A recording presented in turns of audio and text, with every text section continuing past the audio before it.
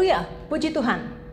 Karena kasih setia Tuhan yang tidak pernah berubah, kasih setia Tuhan yang sampai selama-lamanya, sehingga setiap kita kembali boleh belajar firman Tuhan pada hari ini. Karena kasih setia Tuhanlah kita boleh melewati hari demi hari, bukan? Meskipun dalam kondisi terbatas, harus menjaga jarak, kita tetap bersyukur karena kasih setia Tuhan membolehkan setiap kita tetap bisa melewati hari demi hari di dalam masa-masa pandemi, di dalam masa-masa menjalani kehidupan yang tidak terdeteksi oleh akal manusia kita. Namun inilah kita bersyukur kepada Tuhan yang baik. Hanya Tuhanlah yang layak dimuliakan, hanya Tuhanlah yang layak untuk dipuji. Mari semangat kita naikkan syukur kita berdoa, memohon pertolongan Tuhan, penyertaan Tuhan, sebelum kita bersama-sama belajar akan firman Tuhan. Kita berdoa. Segala puji dan syukur kami panjatkan kepada Tuhan, di mana karena kasih setia Tuhanlah setiap kami boleh ada hingga saat ini. Setiap kami kembali boleh belajar akan firman Tuhan pada hari ini. Tuhan tolong setiap kami membutuhkan Tuhan untuk menolong kami. Kami membutuhkan Tuhan untuk memberikan kami telinga seorang murid yang mau belajar akan firman Tuhan dan peka kepada apa yang menjadi sapaan Tuhan bagi setiap kami. Tolong kami Tuhan, pimpin kami. Hanya di dalam nama Tuhan Yesus kami alaskan doa syukur dan doa penyerahan kami. Haleluya. Amin. Nah, Bapak Ibu terkasih dalam Tuhan, Alkisah di sebuah kerajaan terdapat seorang putri dari seorang raja yang terkenal di berbagai pelosok kerajaan pada masa itu, yang terkenal sangat cantiknya. Cantik, bukan cantik yang berarti tidak tertandingi kecantikannya. Kalah dari setiap kita cantiknya gitu ya. Nah, karena beberapa waktu ratu dan raja kemudian berpikir, Pi, kenapa Ma? Anak kita ini sudah mulai beranjak dewasa ya? Iya, terus kenapa? Nah, ada baiknya kita mencari pasangan untuk dia. Ya, setidaknya kita kan sebagai orang tua pengen putri kita, ya memang sudah cantik putri kita, pintar, mempunyai keterampilan. Alangkah baiknya kan kalau dia mendapat pasangan, ya setidaknya ya bisa menjaga dia, bisa menyayangi dia. Jadi karena pasangan orang tua ini mempunyai putri yang bukan sekedar cantik, tetapi memiliki keterampilan. Makanya terdengar sampai ke berbagai pelosok kerajaan pada masa itu. Sehingga akhirnya sepakat di antara mereka, bagaimana kalau kita menyuruh pegawai kita untuk menolong, untuk memberitakan, menyiarkan pengumuman untuk mencari pasangan bagi putri kita. Karena putri kita hanya satu-satunya. Oke, tidak masalah. Nanti saya akan beritahukan. Oke, deal ya Mia? Oke, Pak. Makanya kemudian raja ini memberitahukan kepada pegawainya supaya segera menginfokan, memberitakan bahwa dicari pasangan bagi putrinya yang cantik ini. Kemudian dengan gerak cepat, para staf kerajaan, pegawai kerajaan berpencar membawa pengumuman ditempel di setiap dinding bahwa putri ini mencari pasangan. Putri yang cantik tentunya siapa yang tidak mau gitu ya. Akhirnya kerajaan-kerajaan yang mempunyai pangeran yang masih single, yang masih jomblo, tentu sebagai orang tua juga ingin, cantik, wah sudah terkenal ini kerajaan ini punya putri yang cantik, pasti, wah tidak bisa diitulah istrinya pasti. Betapa berbahagianya punya menantu yang cantik, pintar lagi, hidup lagi gitu ya, putih lagi gitu. Nah, kemudian mereka menyampaikan kepada putra mereka, memiliki putra yang istilahnya masih single, yang mereka lihat, cocok lah. Karena saya sudah mendengar, ya cocok lah, bolehlah pengumuman ini kita ikuti ya. Lalu kemudian setelah mereka bertahu kepada anak-anaknya dan juga para pangeran masih single di berbagai kerajaan, mereka mendengar, mulailah mereka berfantasi. Mulai di dalam pikiran mereka, enaknya ya kalau cantik, mempunyai istri yang cantik, kelak mereka menjadi ratu-ratu yang terkenal cantik di kerajaan mereka. Siapa yang tidak bangga? Jadi ketika hanya dengar pengumuman aja, langsung terdengar pujian orang yang sedang jatuh cinta di berbagai pelosok kerajaan. Mulai dari lagu Jatuh Cinta Berjuta Rasanya, sampai kepada lagu-lagu yang mau Mandarin, mau lagu From This Moment Life Has Begun. Itu terdengar. Belum lagi di kerajaan lainnya terdengar Tian Mi Mi Ni Xiao To Tian Mi Mi. Jadi namanya berbagai kerajaan, jadi namanya masing-masing pangeran itu, mulai istilahnya, seandainya semoga saya bisa mendapatkan. Meskipun ada syarat di dalam mendapatkan putri ini, mereka bersemangat untuk mengikuti sayembara pada waktu itu ya. Kemudian sampailah kepada hari yang ditentukan. Lalu pegawai kerajaan yang bertugas untuk sortir, untuk menerima istilahnya yang mau ikut sayembara ini tentunya per hari. Tidak mungkin sekaligus dalam sehari, karena banyaknya pendaftar pangeran-pangeran jomblo, pangeran-pangeran single yang ingin mencari, tentunya pasti banyak, bukan? Siapa yang tidak mau putri cantik? Disortir dulu. Hari ini, kebetulan hari ini ada 3 orang nih di hari pertama. Hari berikutnya kita belum tahu lagi, jadi disortir dulu. Hari ini jadwalin dulu, nanti berikutnya. Di jam yang kira-kira bolehlah. Ini jamnya nggak terlalu berdekatan satu dengan lainnya. Boleh dicoba. Akhirnya kemudian 3 orang pangeran menunggu pada saat itu. Jadi masing-masing dipersilakan duduk. Lalu mereka namanya datang dari tempat yang jauh. Dipersilakan duduk. Karena belum tahu, masih ada rentetan pada hari itu, ada juga jumlah peserta lainnya, pangeran-pangeran lainnya yang sedang juga antri. Jadi disesuaikan dengan jam. Kemudian dijelaskan kepada mereka ada tantangan yang harus mereka lalui demi mendapatkan putri yang cantik pada masa itu. Tidak masalah bagi mereka. Masuklah pangeran yang pertama untuk mengikuti tantangan yang telah ditentukan oleh kerajaan. Kemudian setelah sampai masuk di sebuah tempat, dijelaskanlah oleh pegawai kerajaan bahwa Anda cukup sederhana tantangan yang Anda harus lakukan. Yaitu Anda hanya menerobos dinding yang tebal ini. Itu aja, terobos aja ke dalam. Anda sanggup, Anda berhasil, Anda memenangkan pertandingan ini, dan Anda silahkan Anda menikah dengan putri dari kerajaan kami. Lalu kemudian pangeran ini ketika melihat tembok ini, tembok ini, tebal juga gitu ya. Daripada saya mati konyol, saya coba sih, bolehlah saya mencoba. Tetapi kalau tidak berhasil, saya mati. Sayang dong. Saya kan tampan, masih jomblo, nggak jadi. Udah, mundurlah.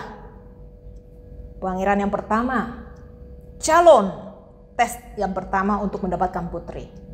Udah diberikan ruang yang terpisah, pintu terpisah untuk keluar. Jadi supaya nggak bocor soal ujiannya ya, soal tantangan kepada mereka. Masuklah pangeran yang kedua. Dijelaskan sama seperti pangeran pertama, persyaratan. Terobos tembok. Bisa nggak? Kemudian pangeran yang wajahnya juga tampan, bodinya lumayan lah ya. Namanya ingin melamar putri tentu harus mempunyai body yang lumayan kekar ya gitu ya. Six-pack bukan six-man gitu ya, Popeye pototnya. Jadi dengan tinggi gagah berani gitu ya. Melihat tembok, langsung berpikir, ini kayaknya mustahil lah saya untuk menerobos tembok ini. Kalau saya mati langsung, syukur-syukur mati langsung gitu ya. Kalau saya masih nyangkut, setengah hidup setengah mati, rugilah saya. Belum lagi kalau misalnya saya tertolong oleh para medis di kerajaan saya, tabib-tabib yang pintar di kerajaan saya bisa menolong saya, tidak masalah. Tapi kalau misalnya disembuhkan, tapi kemudian saya patah tulang, saya menjadi cacat seumur hidup, enggak lah. Udah, lapor, saya nggak sanggup lagi. Jadi karena di ruang itu masing-masing ada penjaganya. Silakan Anda keluar ke pintu ini. Terima kasih, Pangeran. Masuklah kemudian pangeran yang ketiga. Sama juga. Cakep, tampan gitu ya. Body oke, wibawa oke, sama seperti pangeran 1 dan 2. Kemudian ketika diberitahukan dari luar sudah diberitahukan syarat yang harus dilakukan dari terobos tembok itu. Ketika pangeran masuk tanpa berpikir dia langsung menerjang tembok itu. Akhirnya berhasillah dia.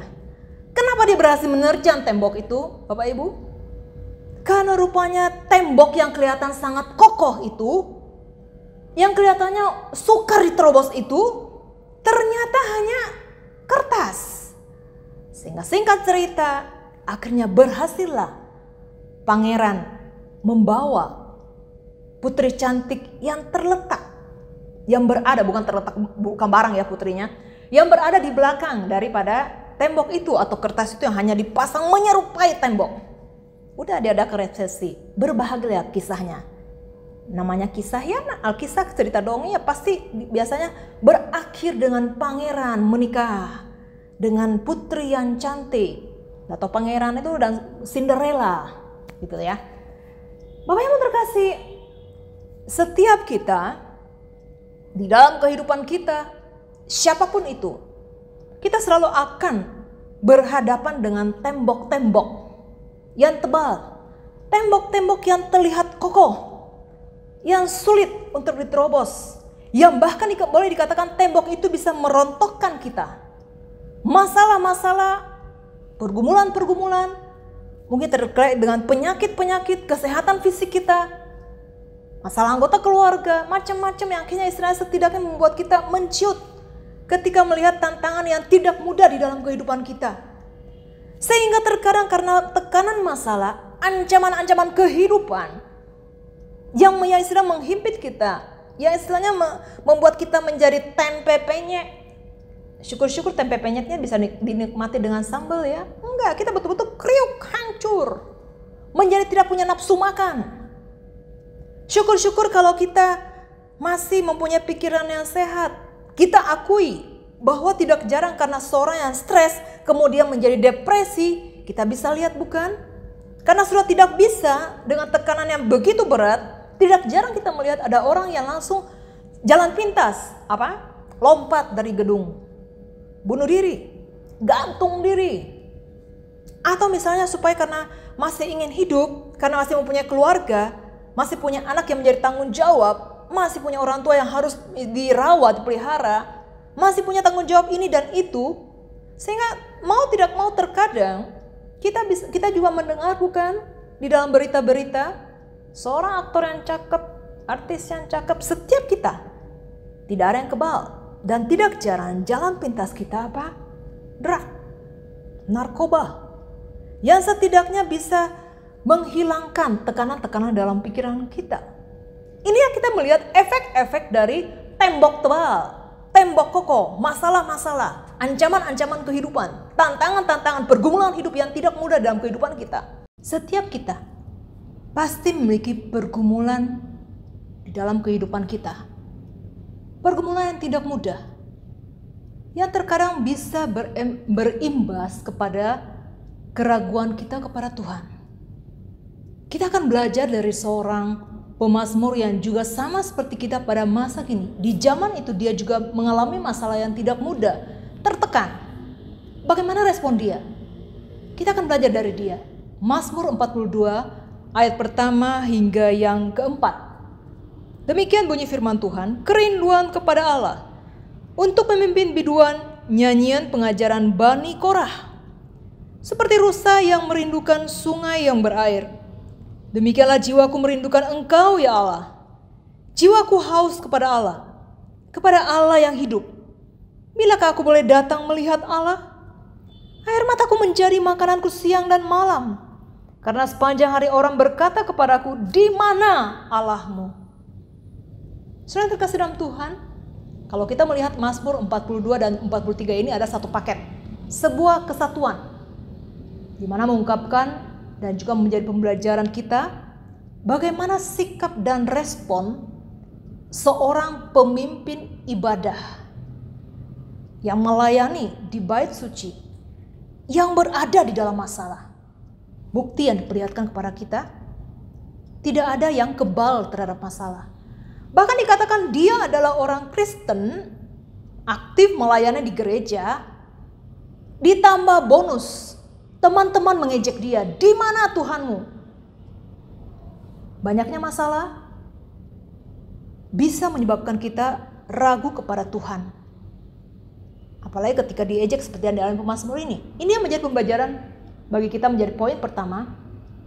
Masalah, pergumulan hidup, ancaman kehidupan bisa berefek, berdampak kepada iman kita yang pada akhirnya kita meragukan Tuhan.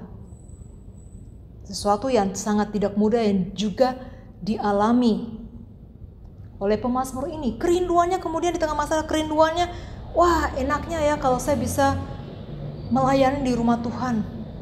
Pada zaman itu mereka kalau ketika beribadah harus ke Yerusalem untuk beribadah.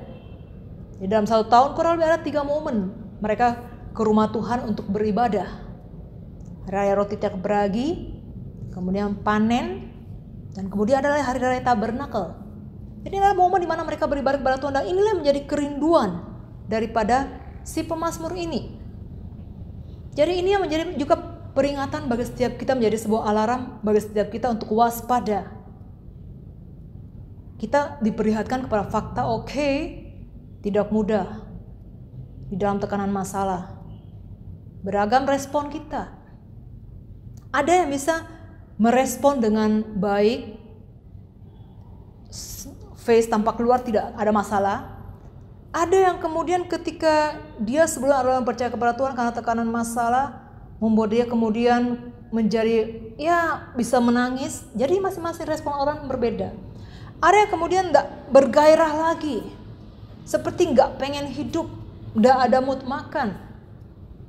Nah, kesemua ini sesuatu yang wajar yang terjadi dalam kehidupan kita. Dan sesuatu yang wajar juga bisa membuat kita ragu kepada Tuhan.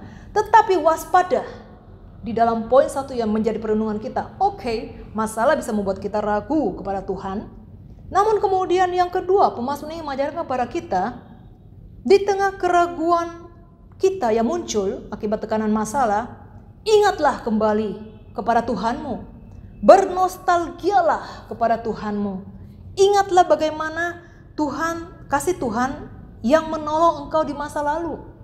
Seperti yang dilakukan, yang dialami langsung oleh si pemazmur ini. Di dalam ayat 5, inilah yang hendak ku ingat. Sementara jiwaku gundah gulana, bagaimana aku berjalan maju dalam kepadatan manusia, mendahului mereka melangkah ke rumah Allah, dengan suara sorak-sorai dan nyanyian syukur dalam keramaian orang-orang yang mengadakan perayaan. Mengingat kembali. Sesuatu yang menarik, seorang tokoh yang bernama David Martin Lloyd Jones, dia mengajarkan bahwa ketika kita di tengah tantangan yang tidak mudah, belajar untuk berkomunikasi kepada diri sendiri. Jadi manusia bisa mengalami namanya depresi spiritual, tekanan di dalam iman karena banyaknya masalah. Tekanan demi tekanan membuat kita rasanya ingin lepas Tuhan. Tidak pengen lagi percaya kepada Tuhan yang tidak kelihatan, yang tidak bisa memberikan jalan keluar kepada setiap kita. Maka di sini kita bisa mempelajari bahwa dia katakan coba berkomunikasi seperti yang dilakukan oleh pemazmur. Dia berkomunikasi dengan dirinya sendiri, bukan? Ingat dong bagaimana Tuhan di masa lalu menolong. Dan kemudian kalau kita melihat di dalam ayat 6 bagian awal, mengapa engkau tertekan hai jiwaku dan gelisah di dalam diriku? Dia berkomunikasi, hati, pikiran, kenapa engkau gundah gulana, mengapa engkau tertekan? Jadi komunikasi kepada diri sendiri, bukan mengajarkan kita menjadi orang gila atau tanda-tanda mulai gila nih ngomong kepada diri sendiri, bukan. Sebagai contoh, ketika setiap kita, misalnya katakanlah kita sedang drive sendiri, nyetir sendiri atau bawa motor sendiri, terkadang kita bisa berkomunikasi dengan diri kita, bukan?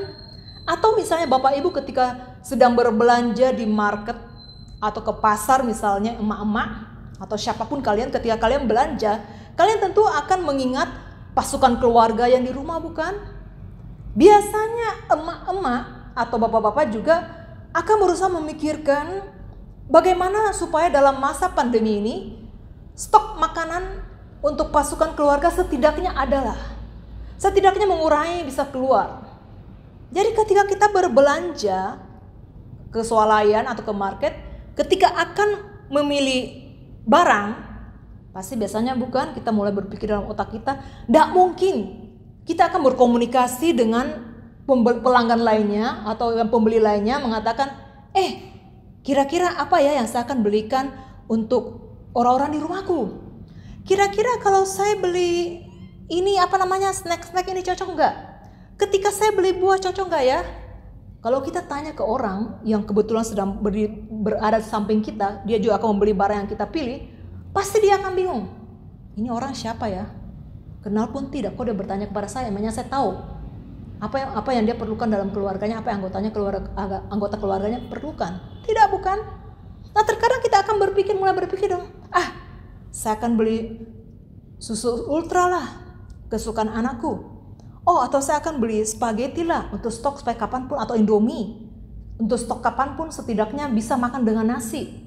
Jadi kan kita berkomunikasi dengan diri sendiri, bukti bukan bahwa kita bisa berkomunikasi dengan diri kita sendiri. Jadi David Martin ini mengajar sesuatu yang baik. Khotbahkan dirimu sendiri, istilahnya ingatkan dirimu sendiri dari firman Tuhan yang kamu sudah baca atau renungan khotbah yang sudah kamu dengarkan. Coba kamu praktekkan dari dirimu sendiri firman Tuhan yang sudah kamu baca. Ya, komunikasikanlah kepada dirimu sendiri, waktunya untuk komunikasikan kepada dirimu sendiri. Mengapa kamu menjadi begini dengan masalah? Mengapa kamu menjadi ragu kepada Tuhan di dalam masalahmu? Ini yang artinya berkomunikasi kepada diri sendiri, sesuatu yang positif yang kembali diajarkan kepada setiap kita, bukan mengajar kita menjadi gila, atau bukan berarti bahwa ketika kita berkomunikasi dengan diri kita sendiri kemudian masalah hilang. Tidak sama sekali. Daripada kemudian dikatakan bahwa daripada di dalam diri kita muncul pertanyaan atau pernyataan yang mengajak kita untuk melakukan hal-hal yang istilahnya bisa semakin bukan membuat masalah tetapi semakin membuat kita ambruk, bukan solusi tapi polusi, itu lebih berbahaya.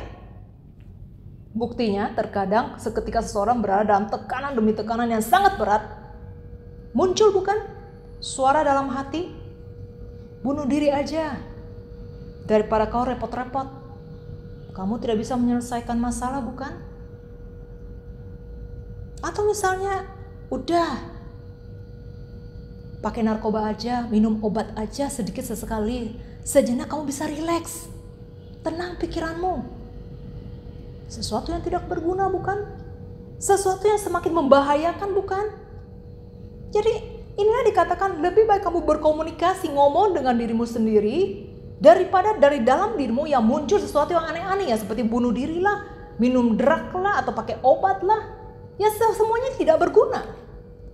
Jadi ngomong dengan diri sendiri, khotbahkan kepada diri sendiri firman Tuhan yang pernah kamu dengar, yang pernah kamu ingat di dalam pikiranmu. Pasti setidaknya walaupun banyak kita lupanya ketika kita mendengar firman Tuhan, pasti ada sesuatu yang bisa membekas di dalam otak kita, bukan? Firman Tuhan ataupun mungkin melalui contoh-contoh kehidupan, tokoh-tokoh kesaksian seseorang setidaknya pasti melekat di dalam pikiran kita walaupun terbatas, pasti ada kita ingat. Nah, setidaknya dengan firman Tuhan itu ya ngomong dengan diri sendiri. Ketika kita ngomong dengan diri sendiri, ini juga secara tidak langsung kita sedang berkomunikasi dengan Tuhan. Jadi inilah dari Mazmur yang kita bisa pelajari, mengingat, bernostalgia kepada Tuhan. Bagaimana Tuhan memimpin kita di masa lalu kita. Berdoa kepada Tuhan. Itu adalah cara yang setidaknya itu yang perlu kita lakukan. Bukan melakukan hal-hal yang lain. Dan hasil dari ketika kita mengingat kasih Tuhan, pertolongan Tuhan di masa lalu, hasilnya itu bermanfaat bagi setiap kita walaupun masalah tidak selesai, tetap ada, kapanpun itu, jam kapanpun, menit kapanpun, detik kapanpun tetap masalah ada, tetapi setidaknya ada kekuatan. Dan itu juga dialami oleh pemazmur dalam ayat 6. Dia mengatakan demikian. Mengapa engkau tertekan hai jiwaku dan gelisah di dalam diriku? Berharaplah kepada Allah. Sebab aku akan bersyukur lagi kepadanya, penolongku dan Allahku. Hasil yang indah. Yang menjadi poin ketiga. Hasil dari kita bernostalgia akan mengingat akan kasih Tuhan, pertolongan Tuhan, berdoa kepada Tuhan. Hasilnya kita memperoleh kekuatan. Iman kita kembali dikuatkan. Kepercayaan kita kembali bisa meningkat. Yang dari tadi poin 1 berhasil dikikis, kita yang meragukan Tuhan, terhimpit dengan masalah, kita menjadi depresi, tertekan, menjadi tidak nyaman hati ini karena masalah. Ketika kita sudah berdoa di poin 2, berkomunikasi dengan Tuhan, khotbahkan diri sendiri. Yang ketiga, hasilnya itu kita bisa mendapat kekuatan dan kemudian dikatakan apa? Kita bisa bersyukur kepada Tuhan. Oh Tuhan, terima kasih saya masih bisa kuat. Terima kasih untuk firman-Mu yang kembali muncul seperti klip review. Kembali klip itu di dalam otak saya mengingatkan saya betapa Tuhan di masa lalu telah menolong saya. Saya dulu pernah mengalami yang jauh lebih berat dari yang sekarang saya alami. Saya bisa melewatinya. Saya tahu waktu dulu tidak ada juga jawaban dari Tuhan, tapi Tuhan menguatkan saya. Dan ini sekarang saya bisa merasakan juga kekuatan Tuhan yang tetap menopang. Saya ingin bersyukur kepada Tuhan. Karena Tuhan baik kepada setiap kita. Saudara-saudara, inilah kembali 3 poin yang menjadi pembelajaran bagi setiap kita. Sebagai kesimpulan dari firman Tuhan yang telah kita pelajari bersama-sama, mari kita dengarkan sebuah pujian yang merupakan bagian dari firman Tuhan yang sudah kita renungkan pada hari ini. Mari kita dengarkan bersama yang kiranya bisa kembali mengingatkan kondisi kita saat ini yang mungkin sedang mengalami tekanan yang begitu berat, yang mungkin saat ini suasana hati kita dan pikiran kita sedang tidak nyaman, sedang gundah gulana seperti yang dialami oleh pemazmur. Dengarkan dan tanyakanlah kepada diri sendiri melalui pujian ini. Silakan mendengarkan.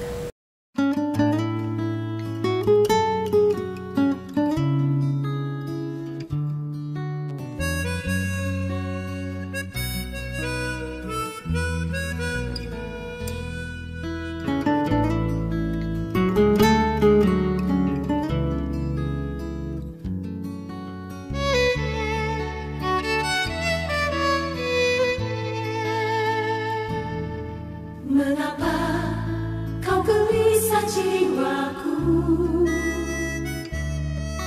Mengapa kau tertekan dalam diriku? Mungkinkah karena kabut mencekam, jalan buntu dan gelap menakutkan? Mengapa kau gelisah jiwaku?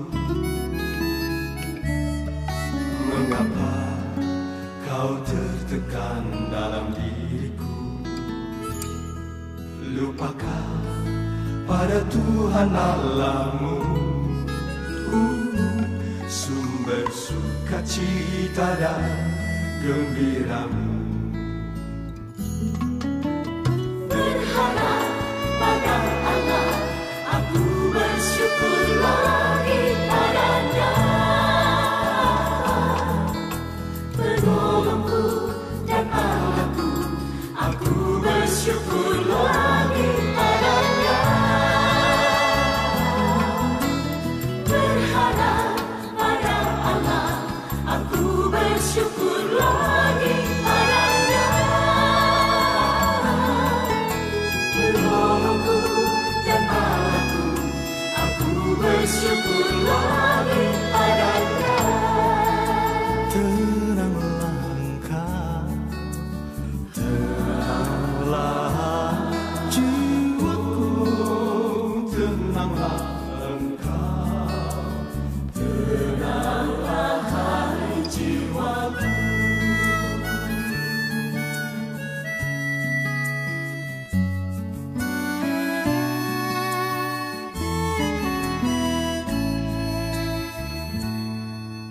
Mengapa kau gelisah jiwaku? Mengapa kau tertekan dalam diriku? Lupakan pada Tuhan Allahmu, sumber sukacita dan gembiramu. Berharap pada Allah, aku bersyukur lagi padanya. Penolongku dan Allahku, aku bersyukur lagi padanya. Berharap pada Allah, aku bersyukur lagi padanya. Penolongku dan Allahku, aku bersyukur lagi padanya. Tenanglah engkau, tenanglah jiwaku. Tenanglah engkau, Tenanglah hai jiwaku.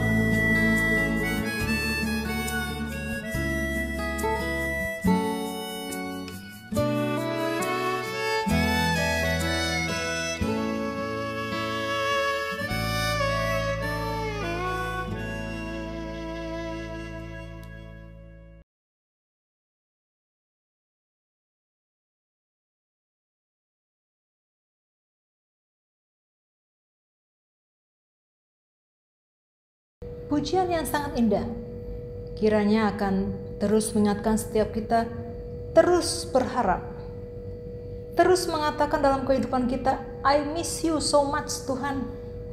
Saya rindu Tuhan, saya kangen Tuhan di tengah-tengah pergumulan yang tidak mudah.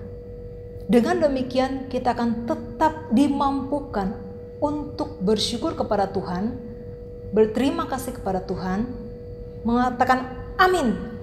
Tuhan adalah betul-betul Allahku yang sejati. Tuhan adalah penolongku.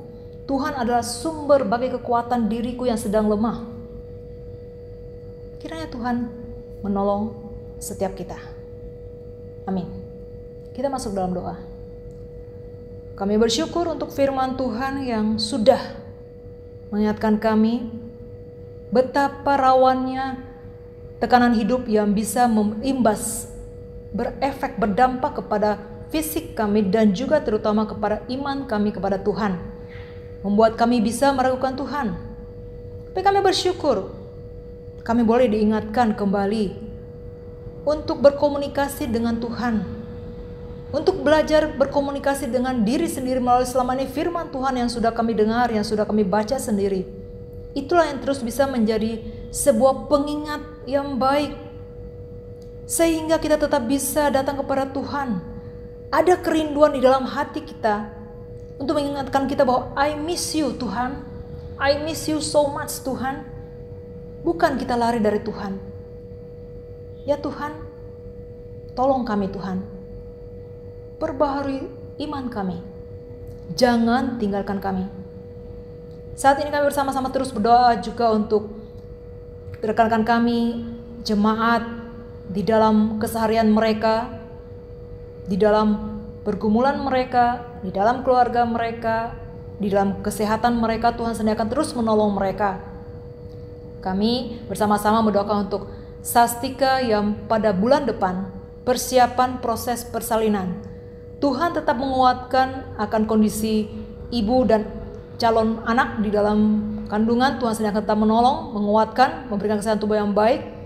Dan Tuhan juga akan terus memperlengkapi dan memberikan kesehatan juga yang baik kepada Willy Indrawan dalam menemani akan Sastika dalam masa-masa proses persiapan. Dan kami tetap menyerahkan untuk setiap para medis pada saat persiapan. Tuhan sedang akan menolong mereka. Kami juga terus menolongkan juga untuk Vivian di dalam juga masa-masa kehamilan. Tuhan juga tetap memberikan kesehatan tubuh yang baik kepada dia. Dan juga Tuhan akan terus menolong dia juga di dalam keseharian dia sebagai seorang istri, sebagai seorang pelayan Tuhan, sebagai seorang anak. Tuhan juga akan menolong dia. Kami juga menyerahkan untuk setiap kami dan juga setiap rekan-rekan yang mereka bergumul dengan masalah kesehatan mereka, mereka yang juga rindu memiliki anak dan juga ketambahan keturunan anak, Tuhan sendiri akan menolong mereka. Kami tetap mendoakan untuk pemulihan Mary Loangka pasca operasi, Tuhan juga akan menyertai dia. Dan kami juga terus menyerahkan untuk setiap jemaat di dalam pertumbuhan iman mereka di tengah-tengah pergumulan yang tidak mudah, Tuhan tetap akan kuatkan. Kami terus menyerahkan untuk pemerintah di Pekanbaru di dalam penanganan akan masalah COVID, Tuhan sendiri juga akan menolong para medis, berikan hikmat kepada mereka. Dan secara umum untuk Presiden Jokowi beserta dalam pemerintahan di dalam tugas mereka, Tuhan juga tetap menolong dan memperlengkapi mereka. Tuhan juga akan menolong pemerintah Pekanbaru juga, setiap masyarakat di Pekanbaru maupun masyarakat Indonesia secara keseluruhan, tetap masing-masing bisa menjaga kondisi dirinya dengan baik dan juga bagaimana beradaptasi dengan masa-masa normal yang baru ini. Bagaimana juga kami berdoa untuk persiapan gereja di dalam proses untuk mengadakan ibadah. Tuhan juga akan menolong setiap majelis, memberikan hikmat kepada setiap mereka sehingga mereka bisa memproses dan mempersiapkan segala sesuatunya dengan baik. Tuhan, terima kasih Tuhan. Ajarlah setiap kami untuk terus berharap kepada Tuhan. Ajarlah kami untuk tidak henti-hentinya dalam hati kami tetap mengaminkan Tuhan Yesus adalah Allah kami satu-satunya dan adalah penolong di dalam kehidupan kami. Terima kasih Tuhan untuk doa syafaat yang boleh kami panjatkan dan kami alaskan hanya dalam Kristus Yesus, Tuhan kami satu-satunya. Haleluya. Amin.